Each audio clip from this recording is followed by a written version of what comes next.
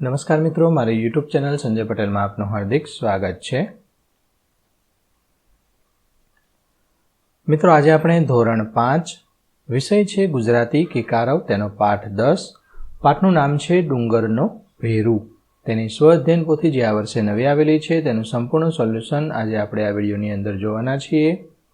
પરંતુ તે પહેલાં જે મિત્રો અમારી ચેનલમાં નવા છે, જેમણે હજુ સુધી અમારી ચેનલને સબસ્ક્રાઇબ નથી કરી, તે અમારી ચેનલને જરૂર સબસ્ક્રાઇબ કરે, વિડીયો લાઇક કરે, શેર કરે અને બેલ નોટિફિકેશન આઇકોન ઓન કરે, જેથી અમારા દરેક નવા વિડીયોની નોટિફિકેશન તમારા મોબાઈલની સ્ક્રીન પર મળી શકે।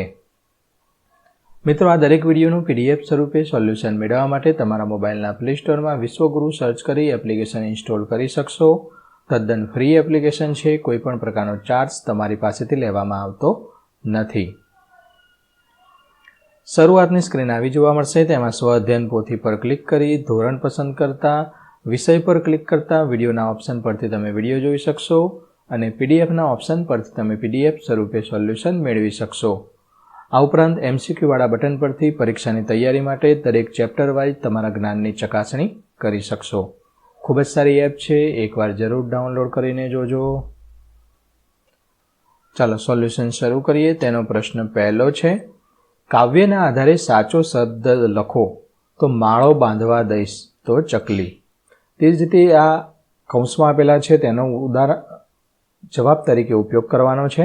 નિરાતે ખાવા દઈશ તો કાગડો, નાહવા દઈશ કાબર, મીઠું બોલવાનું કહીશ પોપટ, ઓઢવા દઈશ બિલાડી, બગીચામાં ફરવા દઈશ કૂતરો, લાડુ ખાવા દઈશ ગાય। બીજો પ્રશ્ન છે, ઉદાહરણ મુજબ ચિત્ર સાથે શબ્દ જોડવાના છે। આ જે છે ચિત્ર એ માળાનું છે, તે બાંધવું, માળો છે બાંધવો પડે, તણખલાનો ઉપયોગ થાય।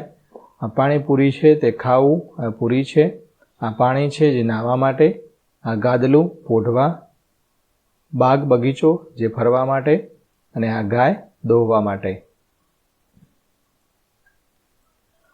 ત્રીજો પ્રશ્ન, ઉદાહરણ મુજબ કૌંસમાં આપેલા શબ્દ સાથે શબ્દ જોડવાનું છે।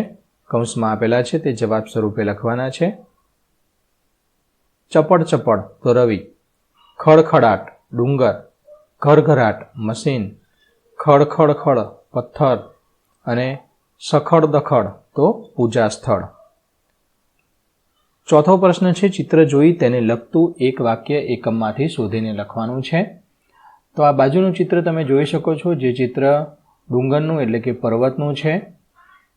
તો ડુંગર પર લીલું ઘાસ છે, બાજુમાં બીજું ચિત્ર છે નીચે, તે બકરીનું છે, તો બકરી બે બે કરે છે। રાજાએ ડુંગર પર મંદિર બાંધવાનો આદેશ કર્યો અને આ વિદૂષક બધાને હસાવે છે।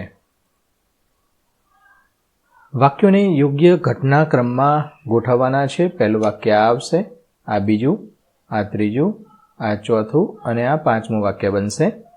આ પહેલું વાક્ય છે તે પહેલા લાઇનમાં લખવાનું છે, ઉપર આગળ 1 નંબર પણ તમે આપી શકો, અહીંયા 2 નંબર પણ આપી શકો।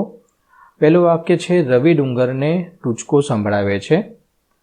રાજાએ ડુંગર ઉપર મંદિર બાંધવાનો આદેશ કર્યો। મોટા મશીનથી પથ્થરો તોડી રસ્તો બનાવવામાં આવ્યો।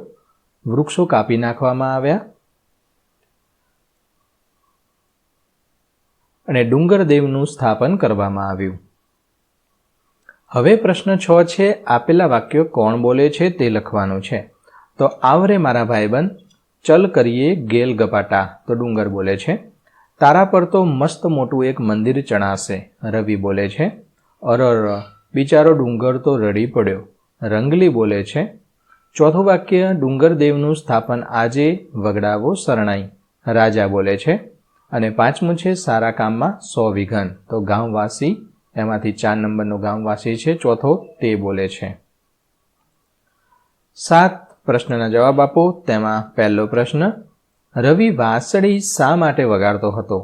તો રવિ પોતાની બકરીઓ ચરાવતી વખતે પોતાનો આનંદ વ્યક્ત કરવા અને ડુંગરને ખુશ કરવા માટે વાંસળી વગાડતો હતો। બીજો પ્રશ્ન, ડુંગરે પોતાની જાતને પથરાનો ઢગલો શા માટે કહ્યો? તો ડુંગર કહે છે કે રવિ અને તેની બકરીઓ ત્યાં આવે ત્યારે તે જીવતો લાગે છે, પણ જો રાજાના આદેશને કારણે તેઓ ત્યાં નહીં આવે તો ડુંગર પોતાની જાતને પથ્થરનો ઢગલો સમજશે.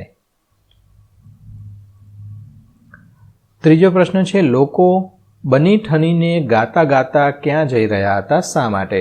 તો લોકો બની ઠનીને ડુંગર દેવનું સ્થાપન કરવા જઈ રહ્યા હતા કારણ કે એ રાજાનો આદેશ હતો. ચોથો પ્રશ્ન, મંદિરનું ઉદ્ઘાટન કેમ ન થયું? તો અચાનક ડુંગર હલતો લાગ્યો અને મંદિરમાંથી કોઈના રડવાનો અવાજ સંભળાયો, તેથી ઉદ્ઘાટન ન થયું. પાંચમો પ્રશ્ન, મંદિરના આંગણામાં રવિ અને બકરીની મૂર્તિઓ શા માટે મૂકવામાં આવી? તો રવિની નિસ્વાર્થ ભક્તિ અને તેના પ્રેમની કદર કરવા માટે મંદિરના આંગણામાં તેની મૂર્તિઓ મૂકવામાં આવી હતી. આઠમો પ્રશ્ન, નીચેના પાત્રો વિશે 3-4 વાક્યો લખવાના છે. તો રવિ એક નાનો અને માયાળુ ભરવાડનો છોકરો હતો. તે ખૂબ જ સુંદર અને મધુર વાંસળી વગાડતો હતો. તેની નિસ્વાર્થ ભક્તિને કારણે જ મંદિરમાં દેવ પ્રગટ થયા હતા.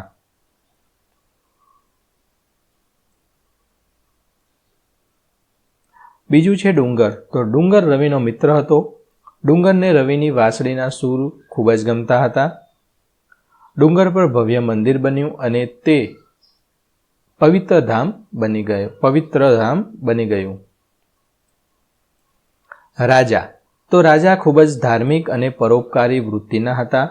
તેમણે ડુંગર પર સુંદર અને ભવ્ય મંદિર બંધાવ્યું. રાજાએ રવિ જેવા છોકરાની ભક્તિને ઓળખી તેનું સન્માન કર્યું હતું.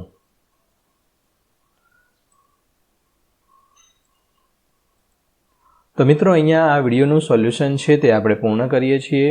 દરેક વિડીયોનું PDF સ્વરૂપે સોલ્યુશન મેળવવા વિશ્વગુરુ એપ ઇન્સ્ટોલ કરો. તદ્દન ફ્રી છે. કોઈપણ પ્રકારનો ચાર્જ તમારે એપ્લિકેશન વાપરવાનો આપવાનો નથી. ફરી મળીશું આગળના વિડીયોમાં. ત્યાં સુધી આવજો.